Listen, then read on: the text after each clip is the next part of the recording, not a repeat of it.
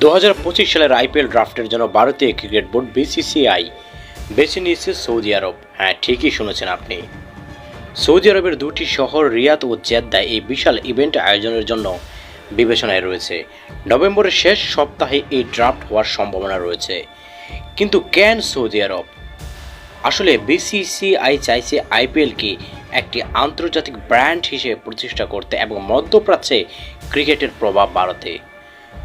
Dubai এই তালিকায় ছিল, কিন্তু সৌদি আরবে ইভেন্টটি আয়োজনের খরচ তুলনামূলকভাবে বেশি।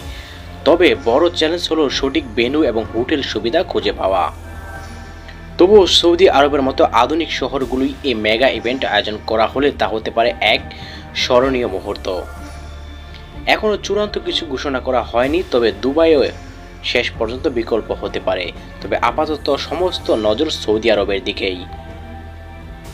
আর এইবারের নতুন নিয়ম এবং খেলোয়াড়দের দলবদলের সম্ভাবনায় এই ড্রাফট হতে যাচ্ছে আরও বড়।